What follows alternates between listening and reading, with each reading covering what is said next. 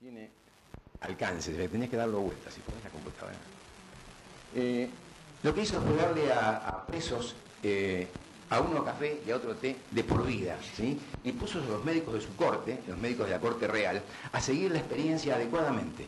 O sea, claramente el método científico, observar, medir e interpretar. Perfecto. Lo que pasó es que nunca llegó a buen término este experimento, porque los médicos se fueron muriendo. El rey fue víctima de un atentado mortal, y luego a los 83 años se murió el que tomaba té, y finalmente se murió el que tomaba café. Este es el peso de la evidencia. El peso de la evidencia significa que hay realidades que no podemos desestimarlas. El café es uno de los productos, fíjense que la bebida más popular del mundo, 1 de cada 3 personas consume café, básicamente todos los días. La producción es de 6,5 millones, y se están consumiendo 4.000 millones de porciones diarias de café. Si fuera un cancerígeno, si fuera un producto realmente que hace daño, la tercera parte de la población estaría intoxicada, con cáncer, o estaría realmente con un problema serio de salud. Sin embargo, no es así. Por lo tanto, el peso de la evidencia, ¿qué significa? Hay una realidad. No hace falta una tolerancia cero para el café. Es más, toxicológicamente, 10 gramos, se supone, 10 gramos por día, podrían ser tóxicos. Sin embargo, hay casos de 30 gramos de consumo de café y nadie se ha muerto por café. No hay una sola muerte en el mundo por café, o por cafeína. ¿Sí? Por lo tanto, el peso de la evidencia no es tóxico. Y así se puede manejar cada uno de los elementos que hoy vemos, desde la sacarina, el ciclamato, o haciendo experiencias, no como el rey Gustavo III, sino obviamente bien hechas, con mediciones adecuadas científicamente, consensuadas racionalmente por la comunidad científica, que nos permitan entender muy bien sobre cada producto denominado tóxico. ¿Sí?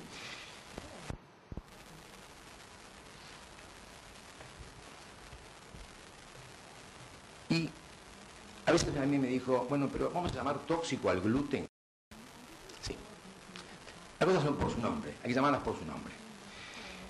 Tóxico es todo elemento, todo agente físico o químico que cause un daño a la salud, que cause un daño al equilibrio bioquímico de la vida. O sea que, por lo tanto, puede ser tóxica el agua. ¿Sí? 2 litros de agua por día es necesario para poder vivir saludablemente. 50 litros de agua, una sola ingesta, son mortales. O sea que entonces, ¿de qué depende? De la dosis. Depende de la cantidad de ingesta del producto. ¿Sí? Y todo producto puede ser tóxico.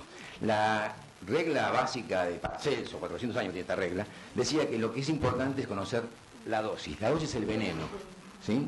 No la sustancia. La cantidad que demos de ese producto puede ser nociva. No hay que haber que definir cuánto es la cantidad que nos produce daño. Por supuesto que este concepto duró 400 años. Yo me tomé el atrevimiento de cambiarle a Paracelso un poco su ley, y básicamente, le das por favor, gracias.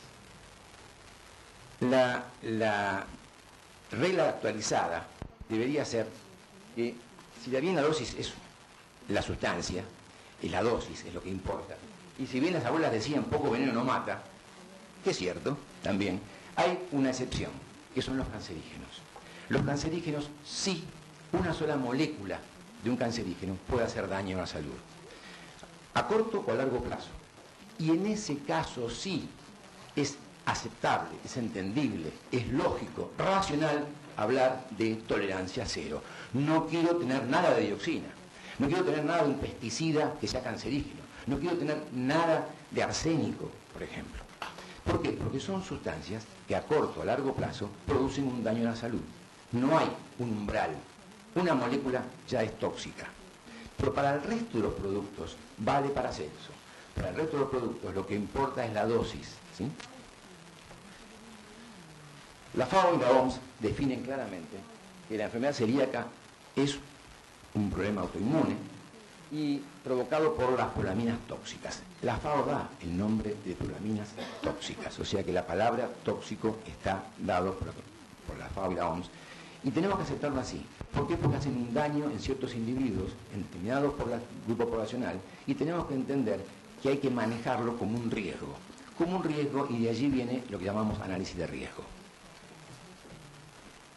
Entonces, desde el punto de vista toxicológico, el concepto de tolerancia cero solamente debería servir para cancerígenos. Para el resto de las sustancias, lo que tenemos que hablar es concentraciones máximas permitidas, o tolerables, o que no causen daño. Y ese es el concepto que queremos manejar y entender, que todos consensuemos de alguna manera. La dosis, obviamente, es la cantidad de sustancia que va a producir el daño. Hay varias definiciones, pero va a depender de la cantidad, va a depender de la situación del individuo, va a depender inclusive de la dosis, del tipo de ingesta, la vía de administración, cómo llega al organismo. O sea, hay un montón de variables que hacen a la dosis, ¿sí? Pero básicamente hay dos conceptos fundamentales que hablan de inocuidad de alimentos. Un alimento va a ser inocuo, no va a hacer daño al individuo cuando se cumplan dos cosas: que no se supere el nivel máximo tolerable, ¿sí? Y que el análisis de riesgo realizado sobre ese producto, sobre ese alimento, ¿sí?, esté adecuadamente consensuado por la comunidad científica y por las asociaciones que estén de acuerdo en aceptar un nivel tolerable y luego un control de análisis de riesgo de ese producto en toda la cadena de producción del producto, de control y de entrega al consumidor. El nivel máximo tolerable, hay una definición que básicamente es lo que significa aquella cantidad que no hace un daño, obvio, ¿sí? Y ese nivel de ingesta que posee una alta probabilidad de ser biológicamente tolerable por el grupo poblacional promedio. Si ustedes van a decir, bueno, pero hay individuos que no están dentro del promedio. En esos casos, obviamente, se hacen estudios específicos para grupos como los niños, por ejemplo, las embarazadas, ¿sí?, y otros grupos de riesgo, como inclusive pueden ser los celíacos, o aquellos individuos, por ejemplo, que tienen problemas alérgicos, ¿sí? Hay gente que no puede consumir, no sé, semillas, como por ejemplo pueden ser nueces o ciertos elementos que, bueno, son de alta toxicidad para ellos. No son muchos, pero sí, que existen. Hay que tenerlos identificados y saber cuál es la dosis que podrían llegar a comer de cada uno de ellos. Pero fíjense ustedes que hay también individuos con respuesta innata, genéticamente preparados para no aceptar tal producto, y hay individuos que han adquirido ese problema.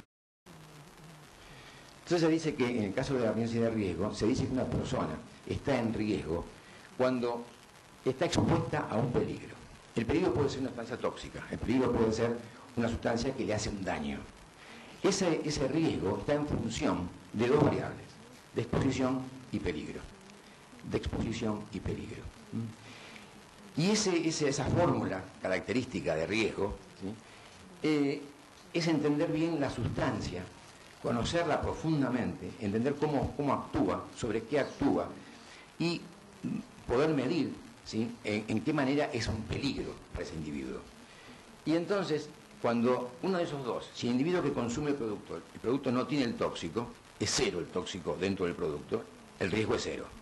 Si por el contrario no lo consume, tiene el tóxico, pero no lo consume ese alimento, también será cero el riesgo, porque uno de los dos que sea cero, el riesgo es cero. En la medida de que haya combinaciones, habrá que definir cuál es el riesgo, dependiendo de la dosis que está ingiriendo y la cantidad de alimento que ingiere. Puede tener poco gluten, por ejemplo, pero si come toneladas de ese alimento, llega a la dosis que le puede hacer daño. Por lo tanto, la toxicidad es una medida del peligro que básicamente está asociado a la sustancia per se. Tiene que ver con la sustancia, con la molécula de la sustancia. O causa un daño, o no lo causa, o produce, por ejemplo, una mutagénesis, o es cancerígena. Va a depender de esa sustancia en sí. Entonces hablamos de índice de toxicidad, y índice de toxicidad sería de una manera de entender cuál es la manera de medir esos umbrales máximos permitidos. Y hay dos conceptos en toxicología básicos. Uno es para aquellos venenos masivos, ¿sí?, uno puede ingerir accidentalmente o como sea, en la cual se habla de dosis letal 50, de dosis máxima, dosis mortal, dosis tóxica, una serie de valores que son los de la izquierda. Mientras que para aquellas sustancias que se ingieren permanentemente en alimentos, por ejemplo, frecuentemente, a través de toda la vida, se habla de NOAEL o LOAEL, que son los máximos niveles de tolerancia donde no se observan daños en el individuo. ¿Cómo surge ese NOAEL? ¿Cómo surge ese nivel máximo, ¿sí?, tolerable? Surge de alguna manera con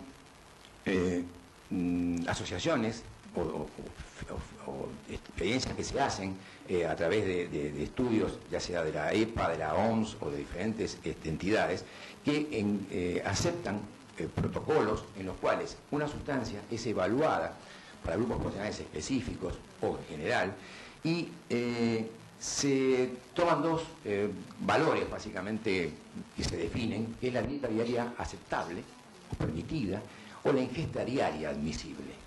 ¿Cuánto puedo ingerir de este alimento que tiene el tóxico, que tiene la sustancia que me puede hacer daño y con qué riesgo yo lo voy a consumir?